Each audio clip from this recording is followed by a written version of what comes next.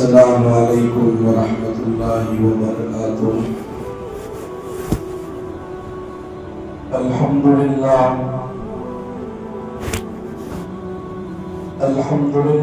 نحمده ونستعینه ونستغفره ونؤمن به ونتوکل علیہ ونعوذ باللہ من شرور انفسنا ومن سیئات اعمالنا، من يهده الله فلا مضل له ومن يضلله فلا هادي له، ونشهد ان لا اله الا الله وحده لا شريك له، ونشهد ان سيدنا وسندنا ونبينا ومولانا محمدا عبده ورسوله، اما بعد فاعوذ بالله من الشيطان الرجيم،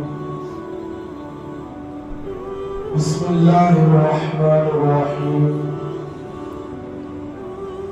يا أيها الذين آمنوا اتقوا الله حق تقاته ولا تموتن إلا وأنتم مسلمون، يا أيها الذين آمنوا اتقوا الله وقولوا قولا سديدا يصلح لكم أعمالكم ويغفر لكم ذنوبكم، ومن يطع الله ورسوله فقد فاز فوزا عظيما، صدق الله العظيم۔ اللهم صل على سيدنا محمد وعلى آل سيدنا محمد وبارك وسلم۔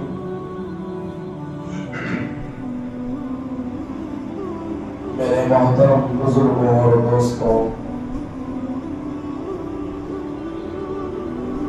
میرے نوجوان ساتھیوں، اللہ رب العزت کا بے انتہا کرم ہے،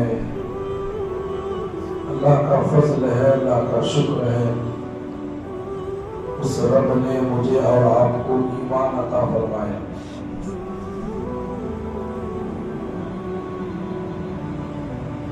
شعبان کا مہینہ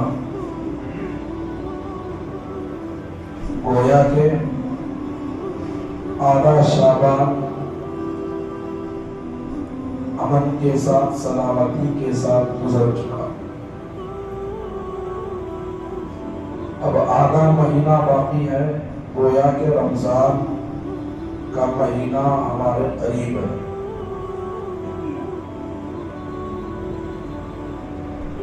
آپ علیہ السلام رمضان کا مہینہ جیسے ہی قریب آتا، اس کی تیاری کئی دن پہلے ہو جاتی تھی، عبادات میں اور اضافہ ہو جاتا، تلاوت میں بھی اضافہ، دعاؤں میں اضافہ،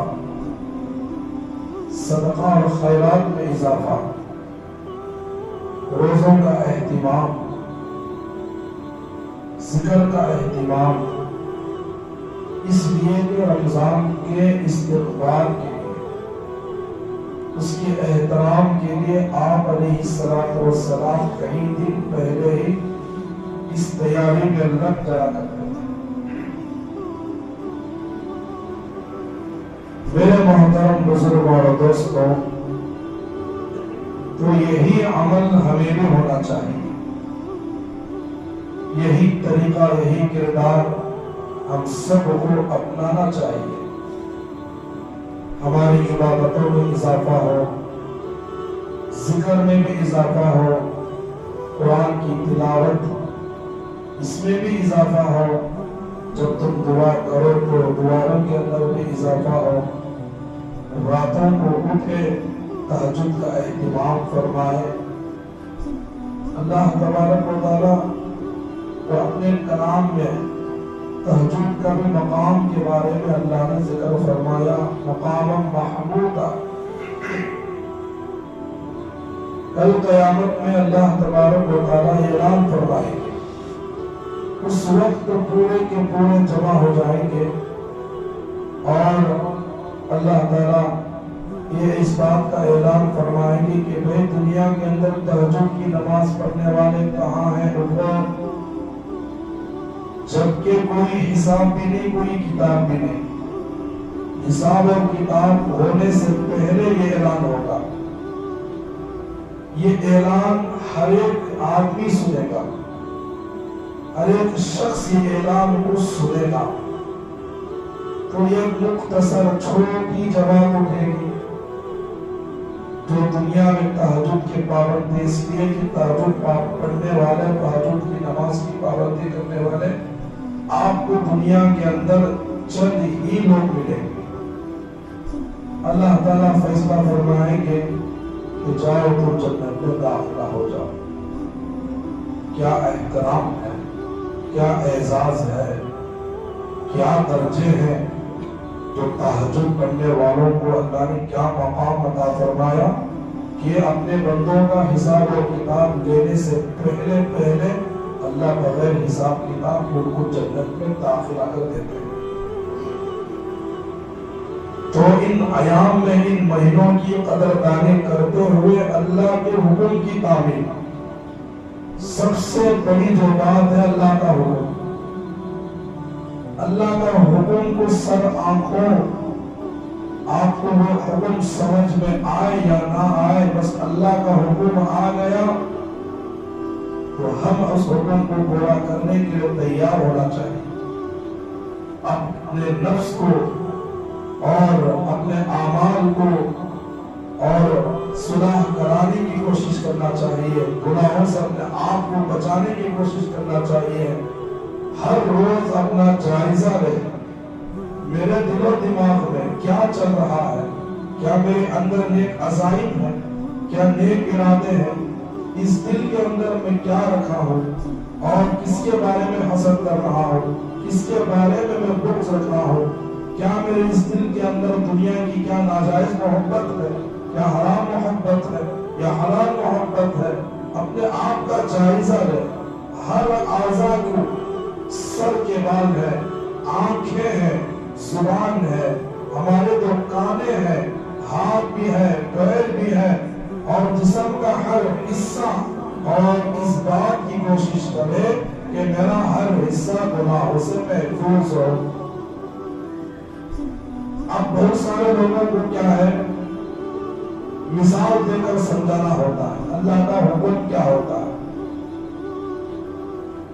مثالیں، واقعات، جیسے جیسے واقعات ہمارے سامنے آتے ہیں، سننے والوں کو بھی کیا ہوتا ہے، سمجھنے میں آسانی بھی ہو جاتی ہے۔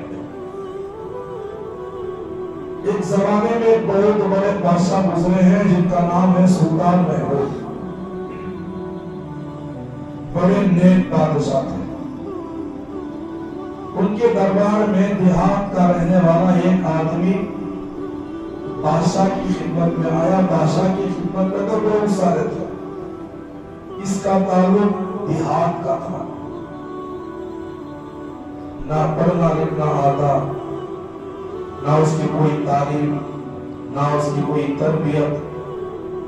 بادشاہ کی خدمت میں آیا۔ یہ میں واقعہ میں آپ کو مثال دے کر سمجھانا چاہ رہا ہوں کہ ہم اللہ کے حکم کو کیسے زندہ کریں، اللہ کی تابعداری، اللہ کی فرما برداری ہمارے اندر کیسے ہو۔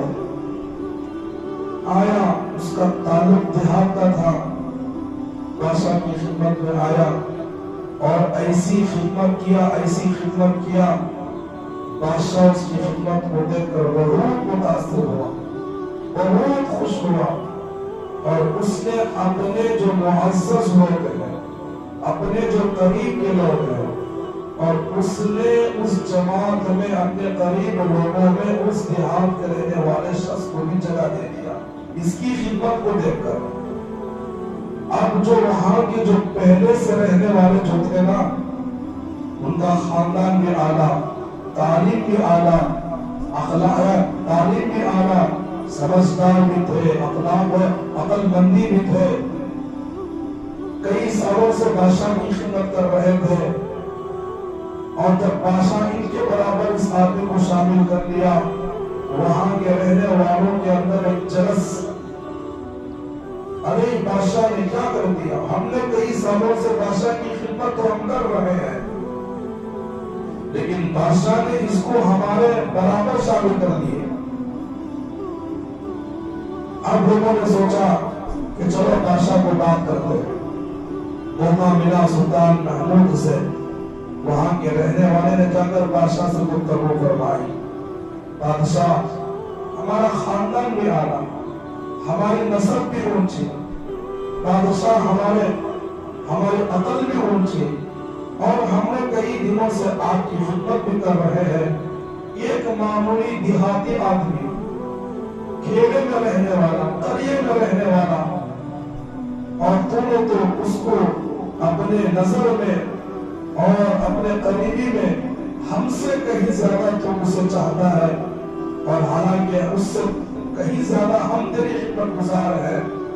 تو بادشاہ نے یہ بات کو غور سے سنتا رہا، تو بادشاہ نے اب کیا کیا، میں اس کا جواب اب نہیں دوں گا، ایک موقع پر میں تمہیں جواب دوں گا، اور سب کو جمع کیا، اور وہ آدمی جو دیہاتی کا تھا، اور عجیب عجیب واقعات تاریخ کی کتابوں میں جب ہم پڑھتے ہیں، مطالعہ کرتے ہیں، ہمارے عقلیں حیران ہو جاتی ہیں۔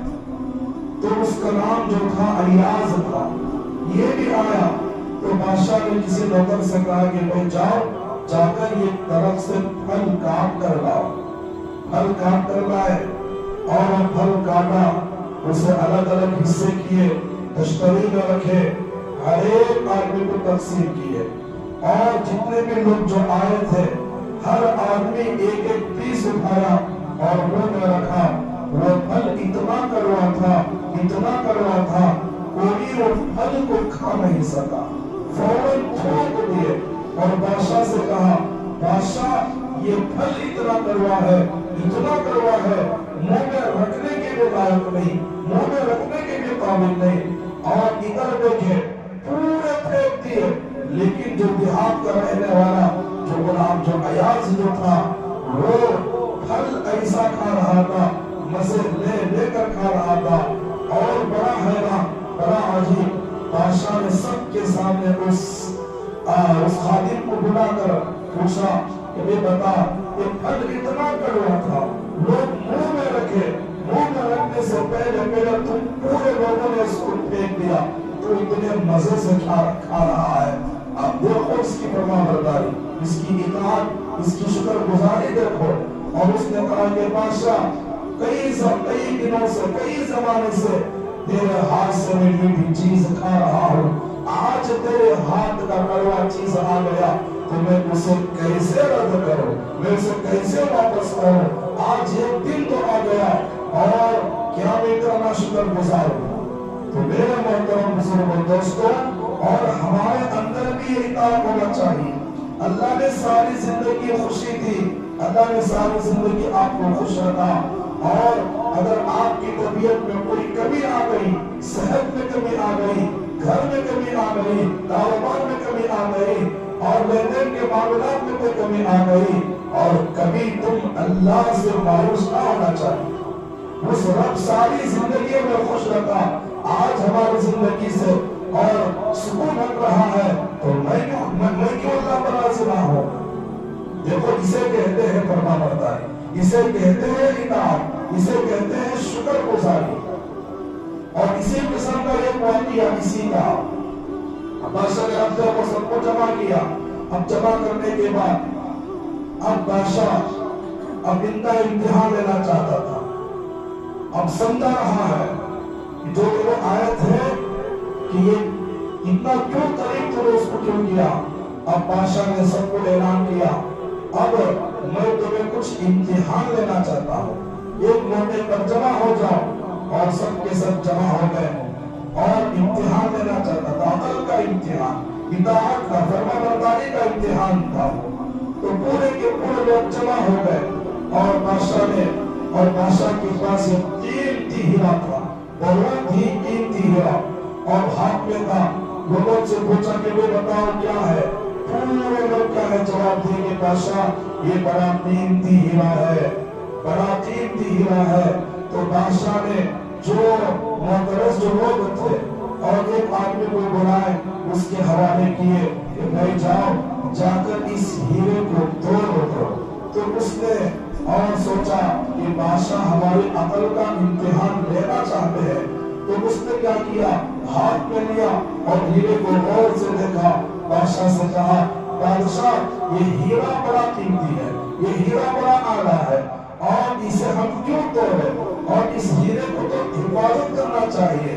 تو اس نے کیا ہے توڑنے سے انکار کر دیا. اور بادشاہ مسکرایا, اچھا ایسی بات ہے.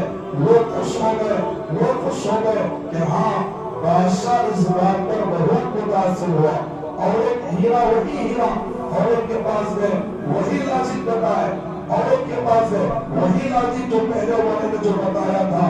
اور جتنے بھی معترض لوگ تھے ہر ایک ہاتھ میں ہیرا گیا, لیکن وہ لوگ توڑنے سے انکار کر دیے. اور جب آخر میں جو ایاز تھا, جو خدمت گزار تھا, اس کے ہاتھ میں آیا, اور اس نے نہ سوچا نہ اس نے دیکھا, اور ایک کلہاڑی لی, فوراً اس نے کیا کیا, اس ہیرے کو توڑ دیا. اور جتنے بھی معترض تھے دیکھ کر بڑے خوش ہو گئے, ارے آج تو اس کا کام تمام ہو گیا, ہم جیت گئے, ہم کامیاب ہو گئے. اس نے تو اس ہیرے کی قدردانی نہیں کی, اس کی قیمت اور اس کا احترام نہیں کیا, اور اس نے تو اس کو توڑ دیا.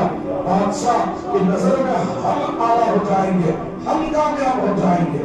تو بادشاہ بلایا, پورے توڑنے سے انکار کر دیا, تو کیوں توڑا؟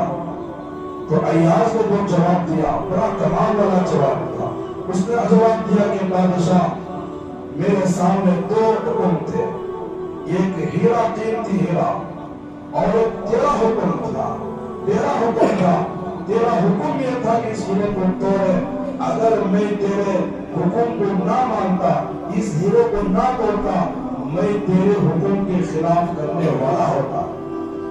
کہ بادشاہ ایک نہیں ایسے 100 ہیرے پہ آ جائے, اور تیرا ایک حکم ان 100 ہیروں کی قیمت کے زیادہ میری نظر میں بہت زیادہ ہے. میں نے تیرے اس قیمتی ہیرے سے کہیں زیادہ میں نے تیرے حکم کو اور میں نے مانا, اور تیرے حکم کو میں نے پورا کیا. تو میرے محترم بزرگوں دوستوں, کہ ہم میں ایسے ہمیں اللہ کی اطاعت ہونا چاہیے. یہ معمولی سے دنیا کا بادشاہ کا جو غلام ہے, اور جو بادشاہ کے ساتھ اتنا فرما برداری, حکم کے اتنی اطاعت کہ ہم کیوں نہ بنے, اپنے نفس کو کیا ہے دبائے, اپنے امیدوں کو توڑے. اللہ کا حکم نہیں, اللہ کا حکم نہیں, دنیا کو ناراض کر دے, لیکن اللہ کو کبھی ہم ناراض نہیں کریں گے. اور اللہ کا حکم آ گیا, میں سب کچھ چھوڑنے کو تیار ہوں, میں قربان ہو جاؤں گا, لیکن اللہ کے حکم میں کبھی نہیں آئے. اللہ کے حکم میں, اللہ کی فرما برداری میں, اللہ کی اطاعت میں کوئی کمی نہیں. اللہ کا حکم آ گیا, نہیں میں اللہ کے حکم کو پورا کروں. اللہ کا حکم سے بڑھ کر دنیا کے خزانے کیا ہے؟ خزانوں کی کوئی قدر و قیمت نہیں. دنیا کے کیا مقام ہے, کیا حیثیت ہے, اللہ کا حکم ہے. اور وہ کسی قسم کا ایک وعدہ دیا, بادشاہ کے پاس آئے اور کہا کہ بادشاہ جو ایاز ہے, جو آپ کا جو خادم ہے, اس کے پاس ایک صندوق ہے. صبح کو جاتا ہے, وہ صندوق کو کھولتا ہے, پھر بند کر دیتا ہے. اس کے پاس ایک چابی بھی ہے, تالا بھی ہے. پھر رات کو آتا ہے, وہ صندوق کھولتا ہے, پھر باندھ دیتا ہے. اور ہو سکتا ہے کہ تیرے خزانے میں اس نے چوری کرنی ہوگی.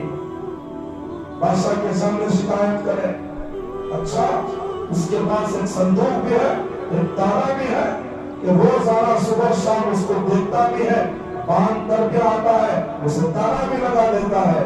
اور ایاز کو بلائے کہ بادشاہ بلائے, بادشاہ کی خدمت میں آیا. اس نے کہا, بادشاہ نے کہا کہ بھئی بتا, کیا تیرے پاس کوئی صندوق ہے؟ کہا کہ ہاں بادشاہ میرے پاس صندوق ہے. کیا اس کا کوئی تالا ہے؟ بادشاہ نے کہا ہاں بادشاہ تالا بھی ہے. کیا تو روزانہ صبح شام اسے کھولتا بھی ہے اور بند کر کے آتا بھی ہے؟ کہا کہ ہاں بادشاہ ہاں. تو غلاموں سے کہا کہ بھئی جاؤ, جا کر وہ صندوق لے کر آؤ. بادشاہ کی خدمت میں صندوق لایا گیا. ताला लाया और ताला खोल कर देखा। बादशाह में हैरान, वहां के देखने वाले भी बड़े परेशान। वो संदूक में क्या था? हीरे, मोतियां, जवाहिरात के बजाय क्या थे? और क्या था? सिर्फ उसका फटा हुआ एक कपड़ा था, फटी हुई एक लुंगी थी और फटे हुए कुछ जूते थे। और बादशाह देखकर बड़ा हैरान हुआ और उस गुलाम खादिम से बुलाकर अर्ज करने लगा, ये क्या बात है? और तेरे बादशाह के अंदर, तेरे संदूक के अंदर ये टूटे फूटे जूते, ये बेकीमत लिबास, क्या जवाब दिया? क्या जवाब दिया? तो उसने कहा कि बादशाह, जिस वक्त मैं तेरे दरबार में आया, जब मैं तेरे दरबार में आया, मैं देहात से आया, उस वक्त मेरे जिस्म पर यही लिबास था, फटा हुआ लिबास था, फटी हुई लुंगी थी और क्या है, फटे हुए जूते थे। जब मैं तेरे दरबार में आया और आज मेरा लिबास भी बेहतरीन है, जूते भी सही सलामत है, और इसलिए मैं रोजाना सुबह शाम इसको मैंने इन चीजों को हिफाजत करके इसलिए रखा है ताकि मैं पिछले गुजरे हुए इख्तिदार को ना भूलूं। अब पहले क्या था, अब मैं क्या हूँ? रोजाना सुबह शाम सुबह को जाता हूँ, संदूक खोलता हूँ, रोता हूँ, आंखों में आंसू आते हैं, अपने आप पर मैं मलामत करता हूँ, ऐ अयाज, जिस वक्त तू आया था तेरा मकाम यही था, तेरा इक़्तिदार यही था, आज तू क्या हुआ?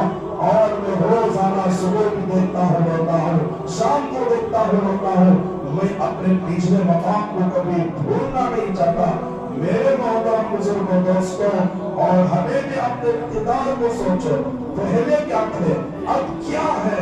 पहले ज़माने यानी जब पैदा हुए, पिछली हमारी कैसी जिंदगी थी, अब हम किस मकाम पर हैं, अब हम किस हाल पर हैं। पहले अपने सही इक़्तिदार को सोचे और अपनी पिछली हुई गुजरी हुई जिंदगी को ना भूले, अल्लाह के शुक्रगुजार बने। अल्लाह ने आपको ऐसी इज्जत वाली जिंदगी दी, अल्लाह ने आपके रोजी में इजाफा किया, अल्लाह ने आपके हर चीज में अल्लाह ने इजाफा किया। मेरे मोहतरम और बुजुर्गों, दोस्तों, और अपने इक़्तिदार को ना भूलो, अल्लाह के हुक्म को पूरा करो। ये महीना और हमें आप अलैहिस्सलाम इस बात की हमें तारीफ देते हैं, गुनाहों से बचो, गुनाहों से बचो, तौबा करो, इस्तग़फ़ार करो, गुनाहों से बचो, अपने आप को क्या है, गुनाहों से, हराम कामों से, नाजायज कामों से बचाओ। जिसको अल्लाह ने तुम्हें हुक्म दिया, मेरे खुतबे के दौरान ये आयत तिलावत फरमाई जिसमें अल्लाह ने तक़वा का हुक्म दिया। तक़वा किसे कहते हैं? और आम लफ्ज़ों में हमें बोलते हैं कि तक़वा गुनाहों से बचने का नाम तक़वा है। आम लफ्ज़ों में इसके कई मतलब होते हैं। तक़वा उस माना है अगर तुम्हें अल्लाह के कोई हुक्म आए, उस हुक्म को पूरा करे, अल्लाह ने जिन चीजों से तुम्हें मना करे उन चीजों से बचे, इसी का नाम तक़वा है। गुनाहों से बचे, अपने ख्वाहिशात को बताए। रमजान का महीना आ रहा है, अल्लाह तबारक व तआला उस महीने की कदरदानी के लिए अल्लाह शयातीन को बंद कर देते हैं। कोई आकर मेरे बंदे को रोज़ों में, इबादत में कोई खलल ना डाले, उसके एहतराम पर मेरा हर बंदा गुनाहों से बचे, हराम कामों से बचे। अल्लाह ताला चाहते हैं कि हमेशा चाहते हैं कि मेरा बंदा हमेशा गुनाहों से बचे, हराम कामों से बचे। बनी इस्राइल का एक वाक़या, किताबें जब हम पढ़ते हैं ना, हमारी अकलें हैरान हो जाती हैं। एक जमाना था बनी इस्राइल का, एक औरत थी बड़ी खूबसूरत, लेकिन वो बड़ी जालिम थी, बदकार औरत,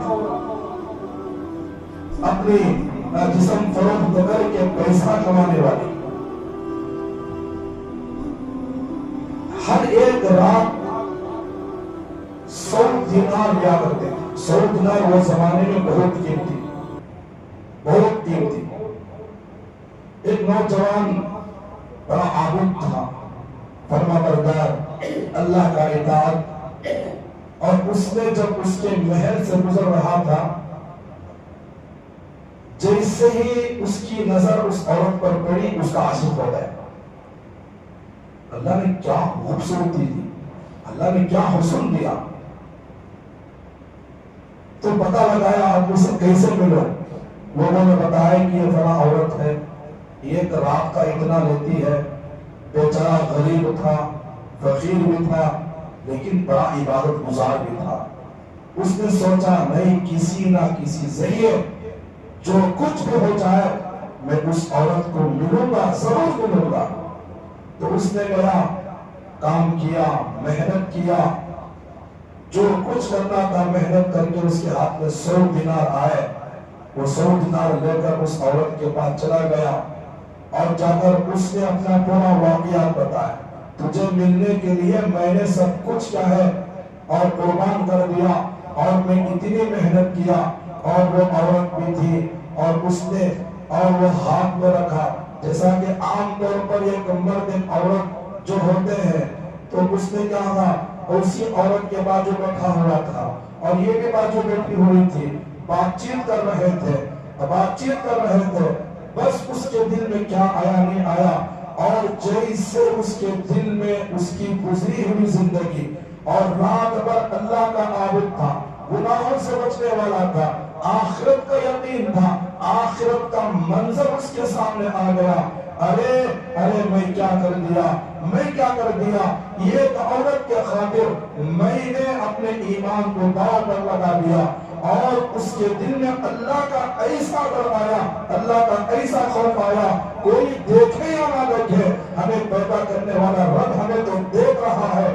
یہ منظر قیامت کا وہ منظر سامنے آ گیا جب اللہ ہمیں کھڑا کریں گے. اس کے بارے میں پوچھ ہوگی اور اللہ اس کے بارے میں کیا فیصلہ فرمائیں گے. اور اس کے دل و دماغ میں یہ بات آ گئی، گھبرا گیا اور اس نے چلایا، رونے لگا.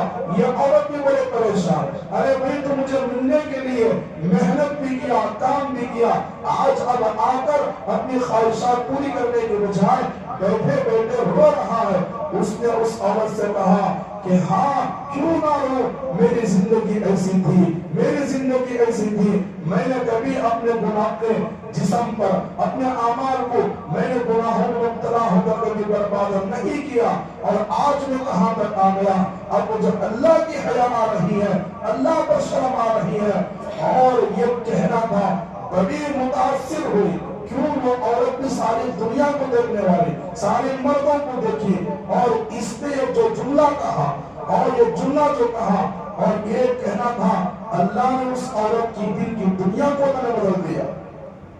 گناہ ہے، حرام کام کے قریب ہے، اللہ کا ڈر آیا، اللہ کا خوف آیا، فوراً گناہوں سے بچ گیا اور فوراً وہاں سے اٹھ گیا. اس عورت نے اس نوجوان کو دیکھا اور اس کی تقوی، اس کی پرہیزگاری، اس کی طرف کو دیکھ کر اس عورت نے کہا، ارے بھائی میں سارے دنیا کو دیکھا، خدا کی قسم تیرے جیسا مرد کو میں نے کبھی نہیں دیکھا. میں چاہتی ہوں کہ میں تیرے ساتھ نکاح کروں. وہ بڑا ڈرا ہوا آدمی تھا، نوجوان تھا، اور اس نے کہا، ارے اللہ کی بندی مجھے یہاں سے جانے کی اجازت تو دے دو، میں جانا چاہتا ہوں. اجازت مل گئی. جانے سے پہلے اس عورت نے کہا، اس بات کی تو مجھے اجازت دے، میں تیرے گھر کے پاس آؤں گی، میں تیرے گھر اگر پتہ لگا کر آ جاؤں گی، میں تیرے ساتھ نکاح کروں گی. اور وعدہ بھی ہوا. اور وہ نوجوان بندہ اور اپنے چہرے پر کیا ہے پردہ ڈالا، ڈرتا ہوا، گھبراتا ہوا، شرمندہ ہوتا ہوا، روتا ہوا اپنے علاقے کے پاس گیا. رات بھر روتا رہا. اب اس کا حال دیکھو، دیکھو کیا تھی تقوی، گناہوں سے بچنا، حرام کاموں سے بچنا، اپنے نفسانی خواہشات کو توڑنا، اللہ کے حکم کو زندہ کرنا. اس ایک عمل نے اس عورت کی زندگی کو بدل دیا. جیسے ہی وہ گیا، یہ عورت بھی وضو کی اور مصلی بچھائی، اللہ سے توبہ کرنے لگی. اے اللہ میری ساری زندگی حرام کاموں کے اندر میں نے لگا دیا، آج میں تیرے مصلی پر بیٹھ کر دعا کرتی ہوں، توبہ کرتی ہوں. اے اللہ مجھے معاف فرما، اے اللہ مجھے معاف فرما. اور یہ معافی کر کے اس نے اپنے گناہوں کو چھوڑنے کا ارادہ کر کے، اور اس کو جو وعدہ کیا تھا نکاح کرنے کا، اور اس گھر کا پتہ لگاتی ہوئی گئی. اور لوگوں نے بتایا کہ فلاں اس کا علاقہ ہے، وہ بڑے غریب ہے،